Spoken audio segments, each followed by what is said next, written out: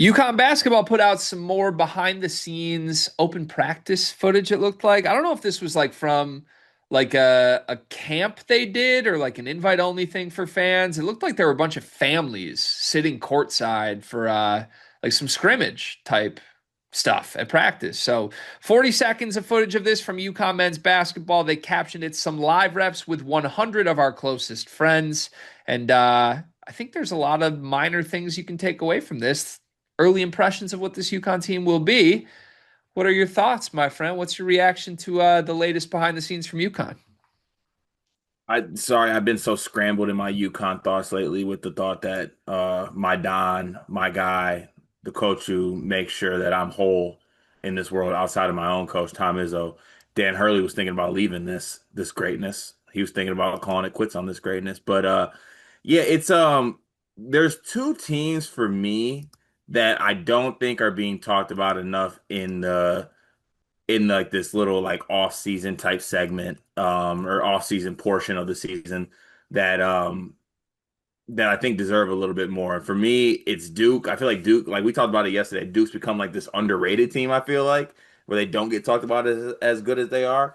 And to me, UConn is very close to being in that same category, right? I just feel like UConn kind of comes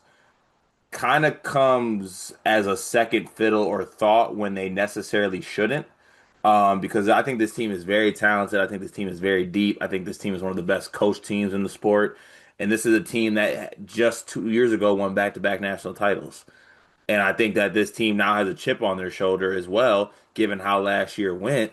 And it that should be a scary, scary thought for the rest of the country. And you and I did a video earlier today where we talked about how everyone should be scared of Purdue and Purdue's this premier program, and all that associated with it. And that sounds good, but UConn's still a part of this sport. And UConn still recruits at a high level, and they still do the transfer portal at a high level. And Dan Hurley's one of the best coaches in the sport, and they're national champions. Like there's a lot that goes on with this UConn team that I feel like gets put to the side. Yeah, I'm buying UConn stock as well. Again, we did a segment on the podcast today, actually, on Wednesday's episode, where we predicted what the postseason AP poll will look like compared to the preseason, and what teams rise and what teams fall. We have UConn the number one team in the country at the end of the season.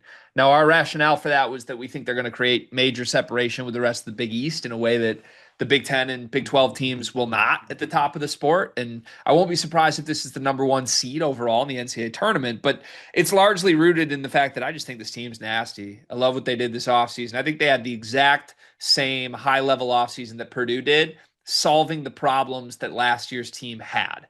They believe they have a core they can win with. Solo ball, Alex Caravan are guys that you can build around, and you know what you can do with those guys, but they need the right pieces around them. And Dan Hurley, I think, got them. He's got upgraded guard play. I enjoyed this behind the scenes look. We've seen a few different versions of like UConn footage this summer, and I think UConn does a great job as a program of promoting what's happening and building buzz for players when good things are going on. There's been a lot of Terrace Reed smoke this summer. There are two players, I would say, from watching these 40 seconds of clips that stood out as like, wow, those two are really involved here. And then you could, I don't know, it's only 40 seconds. So there's nothing you should be majorly skeptical of. But in response to the two that I thought were everywhere, I thought there were two who were noticeably not really doing anything in any of these clips. Did you sniff out the same dynamics there that I did? No, but the fact you're rocking back and forth has me terrified. It's like two position battles, I think. The two position battles that I think will define this UConn team. We know what they're going to have on the wings. They got a bazillion options between Ball and Mullins and Caravan and even the bench wings. They have a bazillion options. The two position battles that are going to define this UConn team and the success or lack thereof will be point guard and center. It is the same two spots that defined last year's team and made them a team that won nothing of note. They had issues at point guard, they had issues at center.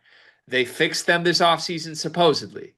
And if the eye test is any indication, I love what I see from a point guard and a center.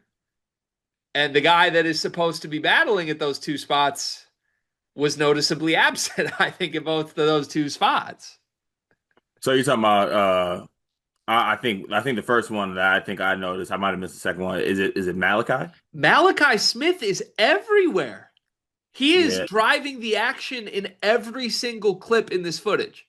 And look, I wasn't in the gym. I know we catch flack for sometimes trying to draw conclusions and overreact to snippets when we weren't in the gym. But like, look, I see Silas Demery in these clips on the opposing team from Malachi Smith. It looked like Malachi and Terrace Reed were paired up together. Malachi's throwing lobs to Terrace. He's hitting step back jumpers. He's finishing at the rim. Respectfully, Silas Demery, who is good, we know this. I'm not doubting Silas Demery here. Silas Demery did not even make a play in this. Malachi Smith made 6 plays in a 40-second clip. And maybe I'm just confirmation biasing myself because when we did the transfer portal video where we broke down UConn's transfer class, my hot take at the end of it, my bold prediction was that Malachi Smith will end up starting for this team. Feel pretty emboldened in that take based on this footage. He is everywhere. And he's a true floor general. And he's making everything go for this team in a way that I don't know if Silas Demery will. Demery's kind of a score first guy. And I think Malachi Smith could be the piece that makes the rest of these wings look awesome this year and made Terrace look awesome in these clips too. Yeah, also Terrace looks in incredible shape.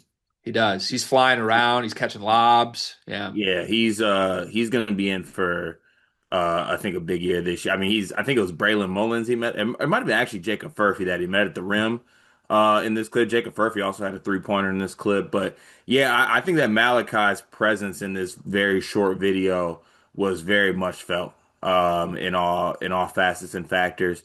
What number would they have to increase it to for us to fit into the closest friends category? Like if they extended the invites to 500, do we find our way into stores? Absolutely not. 17,000. Damn. Yeah, I think That wouldn't even get us in the Xfinity Center. if 17, well, we could be in Gamble while they're in the Xfinity Center. It would work out. Yeah, no, Terrace, that was my second guy. Terrace looks great. It appears he's going to own the front court spot. I didn't expect that coming into the offseason. Now, I would argue, and I am going to hold strong in my personal belief here, if Eric Ryby is that far behind Terrace, that's not great.